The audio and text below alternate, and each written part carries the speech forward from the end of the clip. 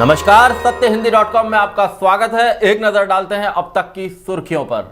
Hathras gangrape को लेकर social media पर अफवाह फैलाने के मामले में अयोध्या, लखनऊ समेत कई जिलों में कुल 13 एफआईआर दर्ज की गई है। उत्तर प्रदेश के एडीजी कानून व्यवस्था प्रशांत कुमार ने बताया कि जातीय सद्भाव बिगाड़ने, प्रदेश का माहौल खराब करने के अलावा कोरोना की गाइडलाइन का उल्लंघन करते हुए पीड़िता के गांव के आसपास तथ्यहीन झूठी बातें फैलाई गई। इस मामले में भी मुकदमा दर्ज किया गया है। सीमा पर जारी जबरदस्त तनाव के बीच भारत के प्रधानमंत्री नरेंद्र मोदी और चीन के राष्ट्रपति शी जिनपिंग के बीच अगले महीने मुलाकात होने जा रही है। हालांकि कोरोना काल के चलते यह मुलाकात वर्चुअल ही होगी और क्योंकि कोरोना काल के दौरान 12वां ब्रिक्स शिखर सम्मेलन इस बार वीडियो कॉन्फ्रेंसिंग के जरिए आयोजित किया जा रहा है। यह सम्मेलन 17 नवंबर को होगा और इसमें दोनों देशों के राष्ट्राध्यक्ष आमने सामने होंगे। उत्तर प्रदेश में विधानसभा की 7 सीटों पर 3 नवंबर को मतदान होगा। इन 7 सीटों में फिरोजाबाद की टूंडला, अमरोहा की नौगावा सादात, कानपुर की घाटमपुर, जौनपुर की मल्हनी, बुलंदशहर, उन्नाव की बांगरमऊ और देवरिया की देवरिया सदर विधानसभा सीट शामिल हैं। इन सीटों के नतीजों की घोषणा 10 नवंबर को की जाएगी। हाथरस गैंगरेप के शोर के बीच हो रहे उपचुनाव में योगी सरकार की प्रतिष्ठा दांव पर है, जबकि विपक्ष भी जीत के लिए पूरा जोर लगा रहा है। शिवसेना और शिरोमणि अकाली दल के एनडीए का साथ छोड़ने के बाद इसकी ताकत कमजोर पड़ी है। ऐसे में एनडीए की सबसे बड़ी पार्टी यानी बीजेपी अपने कुनबे का विस्तार करना चाहती है।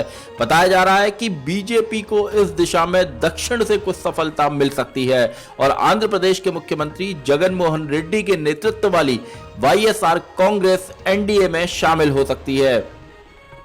कांग्रेस के पूर्व अध्यक्ष राहुल गांधी ने कहा है कि मोदी सरकार किसान विरोधी कानून बनाकर कॉरपोरेट घरानों, अंबानी और अडानी की मदद कर रही है। राहुल ने कहा कि केंद्र में कांग्रेस की सरकार बनते ही इन कानूनों को रद्द कर दिया जाएगा। पंजाब में राहुल गांधी ने ट्रैक्टर पर बैठकर लंबी रैली निकाली और किसानों को भी संबोधित किया। इसके बाद राहुल हरियाणा भी जाएंगे।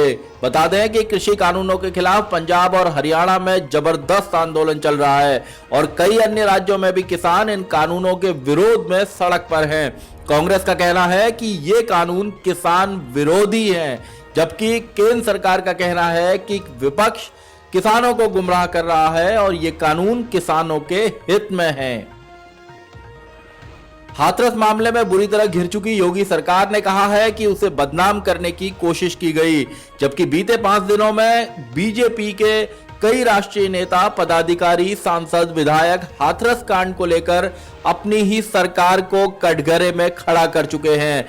योगी सरकार के सलाहकारों का कहना है कि हाथरस में विपक्ष, कुछ पत्रकारों व नागरिकता कानून विरोधी आंदोलन से जुड़े संगठनों के साथ कुछ सामाजिक संगठन योगी सरकार की छवि बिगाड़ने की साजिश रच रहे थे। सरकार ने कहा है कि इनके खिलाफ कार्रवाई की जा रही है। बिहार में विधानसभा चुनाव से पहले सियासत जोरों पर है और लोक जनशक्ति पार्टी यानी एलजेपी ने जेडीयू के खिलाफ खुलकर मोर्चा खोल दिया है। एलजेपी के मुखिया चिराग पासवान ने हमला बोलते हुए कहा कि जेडीयू के प्रत्याशी को दिया गया एक भी वोट कल आपके बच्चे को पलायन करने पर मजबूर करेगा। उन्होंने कहा कि आने वाले समय में बिहार में बीजेपी एलजेपी की सरकार बनेगी।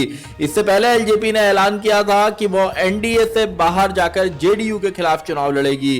कहा जा रहा है कि नीतीश इस बारे में बीजेपी आलाकमान से बात करने वाले हैं कि वह एलजेपी को लेकर तुरंत फैसला करे, लेकिन बीजेपी ने चुप्पी साधी हुई है। यह भी कहा जा रहा है कि एलजेपी सिर्फ मोहरा है और बीजेपी इस बहाने नीतीश को सियासी रूप से कमजोर करना चाहती है। जम्मू कश्मीर के पुलवामा में सोमवार को सुरक्षा बलों पर आतंकी हमला हुआ है।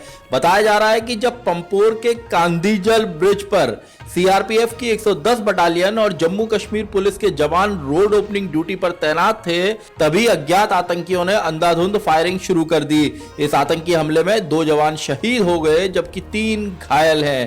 पूरे इलाके को घेर लिया गया तथा सर्च ऑपरेशन चलाया गया।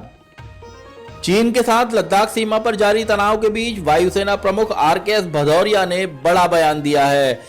वायुसेना प्रमुख भदौरिया ने कहा है कि हम उत्तर भारत में दोनों फ्रंट पर युद्ध के लिए तैयार हैं, यानी चीन और पाकिस्तान की ओर से तनाव की जो स्थिति बन रही है उस पर भारत हर तरीके से मुस्तैद है। वायुसेना प्रमुख ने कहा कि राफेल के आने से वायुसेना की ताकत बढ़ी है और ये हमें आगे भी और मजबूती देगी। उन्होंने कहा कि अगले 5 साल में तेजस, कॉम्बैट हेलीकॉप्टर, ट्रेनर एयरक्राफ्ट सहित कई अन्य ताकतवर हथियार वायुसेना की ताकत को बढ़ाएंगे। हाथरस कांड को लेकर राजनीतिक सरगर्मियां जारी हैं। सोमवार को आम आदमी पार्टी के सांसद संजय सिंह ने पीड़िता के परिवार से मुलाकात की। संजय सिंह ने मुलाकात के बाद कहा कि पीड़िता के परिवार के लोग डरे हुए हैं और पूरे गांव को छावनी बना दिया गया है। संजय सिंह जब परिवार से मुलाकात करने के बाद बाहर आए तो उन पर शाही फेंकी गई।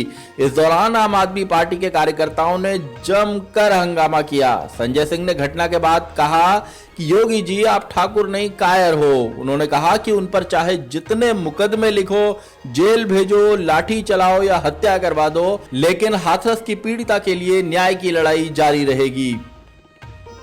बिहार में विधानसभा चुनाव से ठीक पहले हुई एक घटना के कारण राष्ट्रीय जनता दल यानी आरजेडी की मुश्किलें बढ़ सकती हैं। आरजेडी के पूर्व नेता शक्ति मलिक की हत्या के मामले में नेता प्रतिपक्ष तेजस्वी यादव और उनके भाई तेज प्रताप यादव के खिलाफ एफआईआर दर्ज की गई है। मलिक की रविवार को पूर्णिया जिले में उनके घर पर गोली मारकर हत्या कर दी गई थी। 37 साल के शक्ति मलिक महादलित समाज के नेता थे। ये एफआईआर मलिक की पत्नी की शिकायत पर दर्ज की गई है। शिकायत में उन्होंने कहा है कि उनके पति की हत्या राजनीतिक कारणों की वजह से हुई है। हाथरस मामले में लगातार पीड़िता के गांव पहुंच रहे लोगों के खिलाफ भी एक्शन हो रहा है।